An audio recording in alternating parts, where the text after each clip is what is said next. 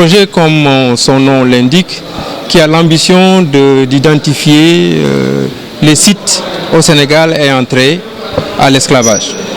Et lorsqu'on a fait les journées d'études au mois de décembre en présence des professeurs d'histoire du Sénégal, les gens du CARTS, le professeur Aïdara, le professeur Mamadou Diallo de l'association des professeurs d'histoire, nous avons pu voir que l'esclavage a concerné le Sénégal dans sa globalité, de Saint-Louis, Gorée, toute la façade maritime, mais également Tambacounda, Kédougou, jusqu'au Mali, à Caille. Il y a certains sites qui sont quand même relativement importants. Le principal site qui est resté en l'état, c'est les cavernes de la maison Morel-les-Prom. Nous avons l'avantage de l'avoir pratiquement inviolé. Il est resté tel quel. Les artistes ont eu la chance d'y séjourner hier et j'ai pu percevoir d'ailleurs l'émotion de notre ami guadeloupéen qui foule pour la première fois la terre de ses ancêtres. Et l'émotion est également vive au niveau de l'ensemble des artistes qui, pour la première fois, rentraient dans ce site qui était préservé. Nous saisissons cette occasion d'ailleurs pour remercier très chaleureusement l'architecte Cheikh propriétaire qui a eu l'amabilité de mettre à disposition ce site et cela pour 3 semaines.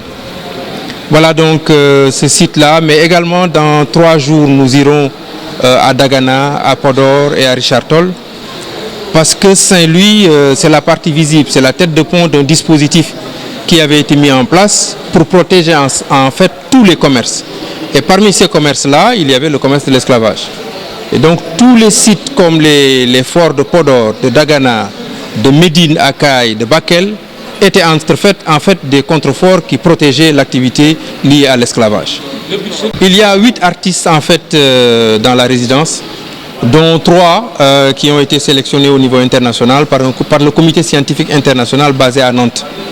J'ai tenu personnellement à inviter dans cette résidence des artistes sénégalais pour multiplier les échanges, mais également les diversifier et permettre à de jeunes talents d'ici, de Saint-Louis et d'ailleurs, pour qu'ils se rencontrent des maîtres et des artistes confirmés, pour bénéficier de leur expérience, mais également pour voir le chemin qu'il leur reste à courir entre ce qu'ils font et ce que les autres font ailleurs.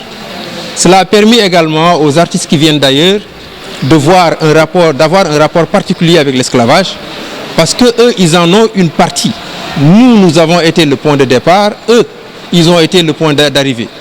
Et donc cette résidence a permis de mettre ensemble ceux qui étaient le point de départ et ceux qui étaient en fait la fin de la destination. Et je pense qu'au bout de 3 semaines, quand ils auront vérifié l'ensemble des sites, séjourné au Sénégal et rencontré des personnalités de l'histoire du Sénégal, rencontré des professeurs d'histoire, des médiateurs culturels, il en sortira une exposition qui fera partie de l'exposition itinérante qui va faire le tour du monde. L'autre partie de l'exposition sera locale et c'est une exposition qui fera le tour du Sénégal. Membre de notre histoire, mais je fais partie de ceux qui pensent que l'histoire et le patrimoine ont une lecture ambivalente. Un héritage, c'est l'actif, c'est également le passif. L'héritage, c'est le patrimoine plutôt, c'est ce que nous avons hérité de nos pères, la partie la plus valorisante, la partie la plus noble, la partie qui nous anoblit, mais c'est également la partie la plus sombre.